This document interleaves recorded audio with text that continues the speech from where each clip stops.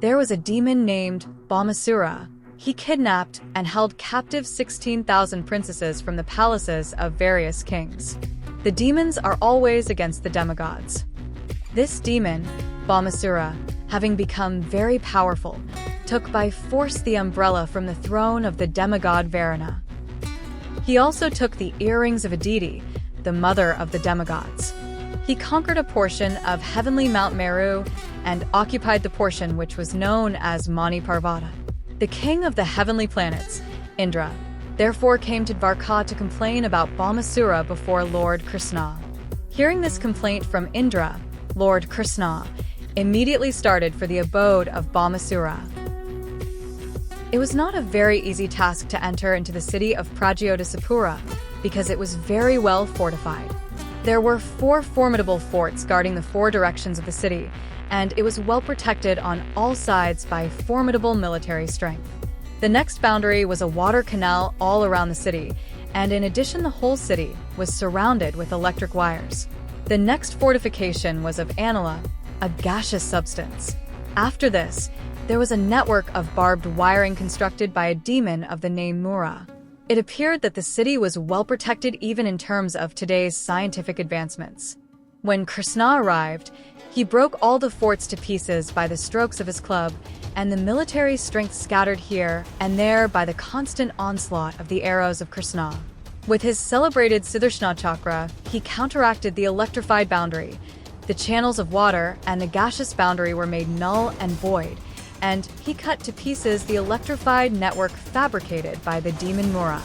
By the vibration of Lord Krishna's conch shell, he not only broke the hearts of great fighters, but also the fighting machines which were there.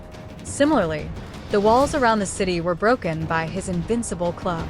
The vibration of his conch shell sounded like the thunderbolt at the time of the dissolution of the whole cosmic situation. The demon Mura heard the vibration of the conch shell, awakened from his sleep, and personally came out to see what had happened. He had 5 heads and had long been living within the water.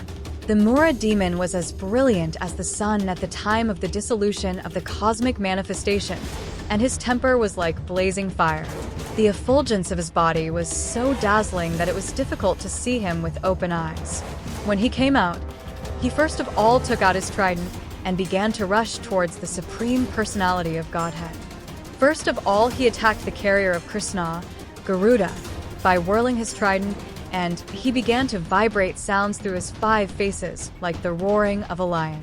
The roaring produced by the vibration of his mouth spread all over the atmosphere until it extended not only all over the world, but also into outer space, up and down and out to the 10 directions. In this way, the sound was rumbling throughout the whole universe. Lord Krishna saw that the trident of the Mura demon was gradually rushing toward his carrier, Garuda. Immediately, by a trick of his hand, he took 2 arrows and threw them toward the trident, cutting it to pieces. Simultaneously, using many arrows, he pierced the mouths of the demon Mura. When he saw himself outmaneuvered by the Supreme Personality of Godhead, the Mura demon immediately began to strike him in great anger with his club. But Lord Krishna, with his own club, broke the club of Mura to pieces before it could reach him. The demon, bereft of his weapon, decided to attack Krishna with his strong arms, but by the aid of his Sudarsana chakra, Krishna immediately separated the demon's 5 heads from his body. The demon then fell into the water, just as the peak of a mountain falls into the ocean after being struck by the thunderbolt of Indra. This demon Mura had 7 sons. All of them became puffed up and vengeful because of the death of their father, and in order to retaliate, they prepared in great anger to fight with Krishna. They equipped themselves with necessary weapons and situated Pitha, another demon, to act as commander in the battle. By the order of Baumasura, all of them combinedly attacked Krishna. When they came before Lord Krishna, they began to shower him with many kinds of weapons, like swords, clubs, lances, arrows, and tridents. But they did not know that the strength of the Supreme Personality of Godhead is unlimited and invincible. Krishna, with his arrows, cut all the weapons of the men of Baumasura into pieces, like grains. Krishna then threw his weapons, and Baumasura's commander-in-chief, Pitha, along with his assistants, fell down, their military dress cut off and their heads, legs, arms, and thighs severed. All of them were sent to the superintendent of death, Yamaraja.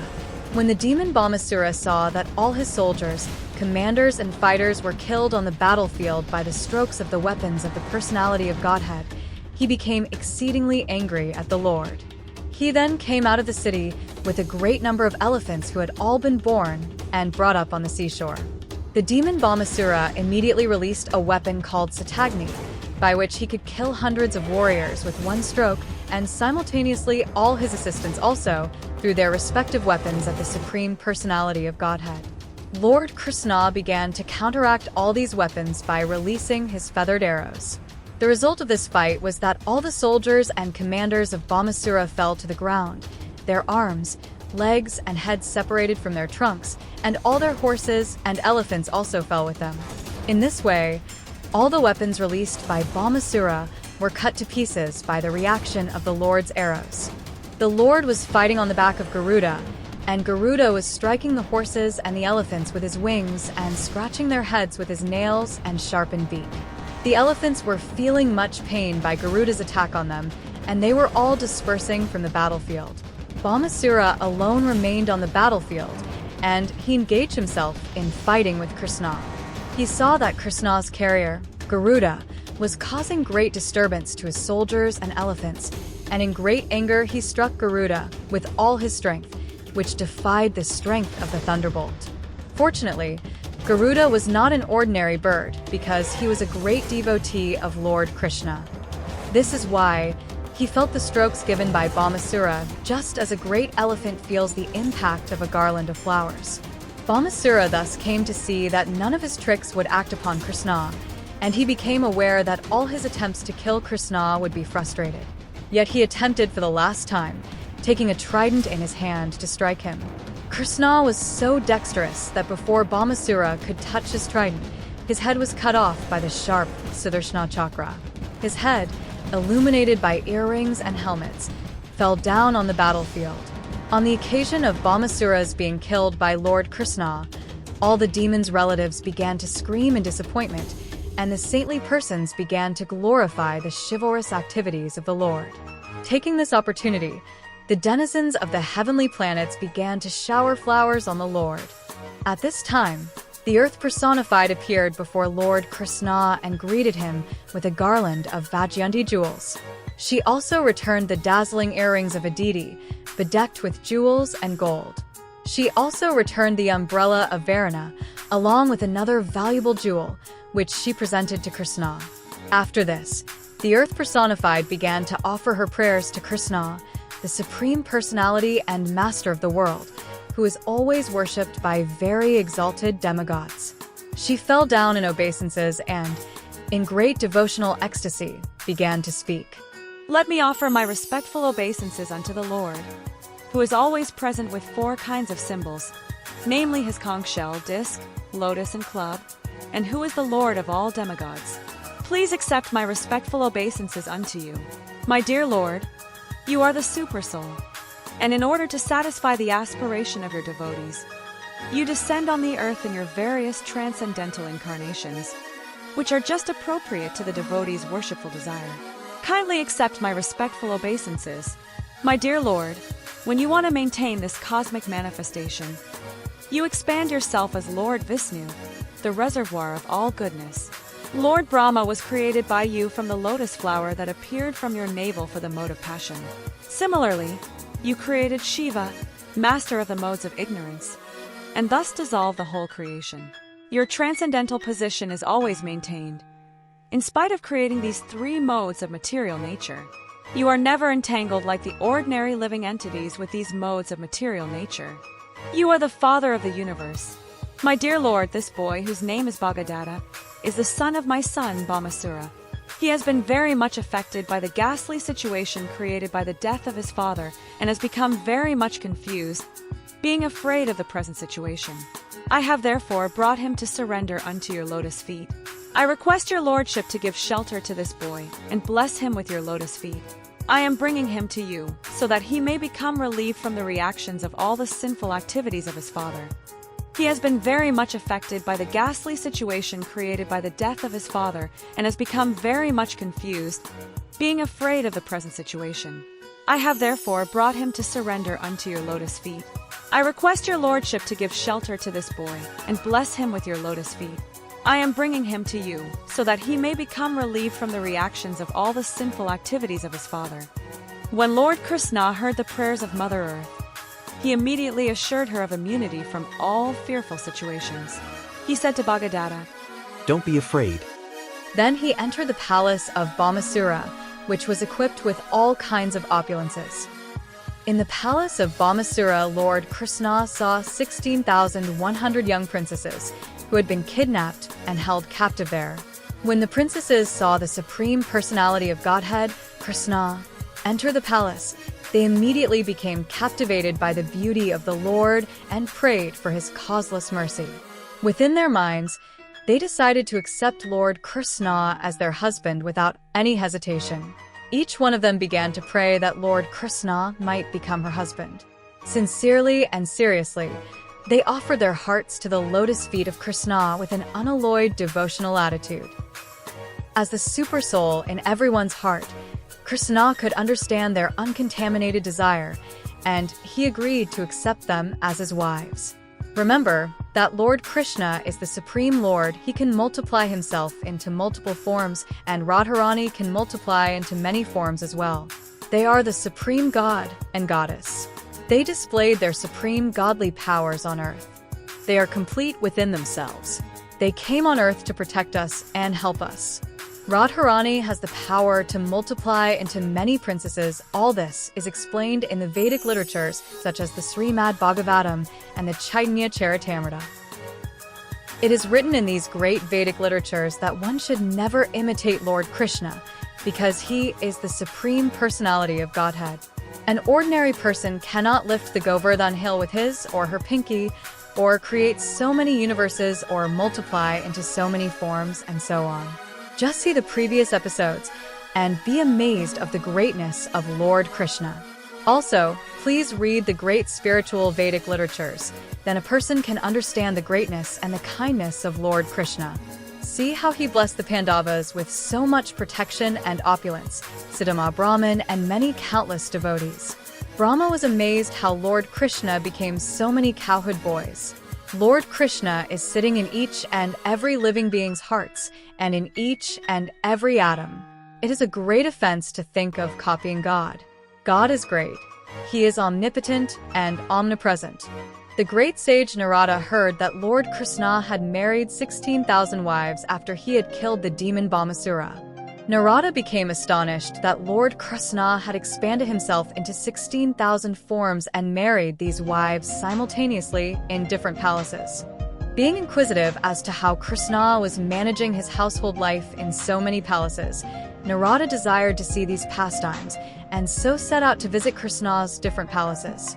When Narada arrived in Dwarka, he saw that the gardens and parks were full of various flowers of different colors and orchards that were overloaded with a variety of fruits. Beautiful birds were chirping, and peacocks were delightfully crowing. There were tanks and ponds full of blue and red lotus flowers, and some of these sites were filled with varieties of lilies. The lakes were full of nice swans and cranes whose voices resounded everywhere. In the city there were as many as 900,000 great palaces built of first-class marble with gates and doors made of silver. The posts of the houses and palaces were bedecked with jewels such as touchstone, sapphires and emeralds, and the floors gave off a beautiful luster. The highways, lanes, streets, crossings, and marketplaces were all beautifully decorated. The whole city was full of residential homes, assembly houses, and temples, all of different architectural beauty. All of this made Dwarka a glowing city. The big avenues, crossings, lanes, streets, and also the thresholds of every residential house were very clean. On both sides of every path there were bushes, and at regular intervals there were large trees that shaded the avenues so that the sunshine would not bother the passers-by. In this greatly beautiful city of Dwarka, Lord Krishna, the Supreme Personality of Godhead, had many residential quarters. The great kings and princes of the world used to visit these palaces just to worship him. The architectural plans were made personally by Vishvakarma, the engineer of the demigods, and in the construction of the palaces he exhibited all of his talents and ingenuity. These residential quarters numbered more than 16,000, and a different queen of Lord Krishna resided in each of them. Narada entered one of these houses and saw that the pillars were made of coral and the ceilings were bedecked with jewels. The walls as well as the arches between the pillars glowed from the decorations of different kinds of sapphires. Throughout the palace, there were many canopies made by Vishvakarma that were decorated with strings of pearls. The chairs and other furniture were bedecked with gold and diamonds, and jeweled lamps dissipated the darkness within the palace. There were many maidservants, all of whom were decorated with gold necklaces, bangles, and beautiful saris. There were also many male servants, who were nicely dressed in cloaks and turbans and jeweled earrings. Beautiful as they were, the servants were all engaged in different household duties. Narada saw that Lord Krishna was sitting with Rukmini Devi, the queen of that particular palace, who was bearing the rod of a Kamara whisk. Even though there were many thousands of maidservants who were equally beautiful and qualified, and who were of the same age, Rukmini Devi personally was engaged in fanning Lord Krishna. Krishna is the supreme personality of Godhead, worshipped even by Narada, but still, as soon as he saw Narada enter the palace, Krishna stood up to honor him. Lord Krishna is the teacher of the whole world, and in order to instruct everyone how to respect a saintly person like Narad Muni, Krishna bowed down, touching his helmet to the ground. Not only did Krishna bow down, but he also touched the feet of Narada and with folded hands requested him to sit on his chair. Lord Krishna is the supreme personality worshipped by all devotees. He is the most worshipped spiritual master of everyone. Lord Krishna asked Narada, "What can I do in your service?" Narada replied, My dear Lord, this kind of behavior by your lordship is not at all astonishing because you are the supreme personality of Godhead and master of all species of living entities. You are the supreme friend of all living entities, but at the same time you are the supreme chastiser of the miscreants and the envious. I know that your lordship has descended on this earth for the proper maintenance of the whole universe. Your appearance, therefore, is not forced by any other agency. By your suite will only you agree to appear and disappear. It is my great fortune that I have been able to see your lotus feet today. Anyone who becomes attached to your lotus feet is elevated to the supreme position of neutrality and is uncontaminated by the material modes of nature. My lord, you are unlimited. There is no limit to your opulences. Great demigods like Lord Brahma and Lord Shiva are always busy placing you within their hearts and meditating upon you. The conditioned souls who have now been put into the blind well of material existence can get out of this eternal captivity only by accepting your lotus feet. Thus, you are the only shelter of all conditioned souls. My dear Lord, you have very kindly asked what you can do for me. In answer to this, I simply request that I may not forget your lotus feet at any time. I do not care where I may be, but I pray that I may be allowed to constantly remember your lotus feet. After departing from the palace of Rukmini, Naradaji wanted to see the activities of Lord Krishna's internal potency, Yogamaya. Thus he entered the palace of another queen. There he saw Lord Krishna engaged in playing chess, along with his dear wife and Adhava. The Lord immediately got up from his seat and invited Narad Muni to sit on his personal seat. The Lord again worshipped him with as much paraphernalia for reception as he had in the palace of Rukmini. After worshipping him properly, Lord Krishna acted as if he did not know what had happened in the palace of Rukmini. He therefore told Narada, "My dear sage, when your holiness comes here, you are full in yourself. Although we are householders and are always in need, you don't require anyone's help because you are self-satisfied. Under the circumstances, what reception can we offer you, and what can we possibly give you? Yet, since your holiness is a Brahmana, it is our duty to offer you something as far as possible. Therefore, I beg your pleasure to order me. What can I do for you?" Naradaji knew everything about the pastimes of the Lord, so without any further discussion, he simply left the palace silently, in great astonishment over the Lord's activities. He then entered another palace. This time Naradaji saw that Lord Krishna was engaged as an affectionate father petting his small children. From there he entered another palace and saw Lord Krishna preparing to take his bath.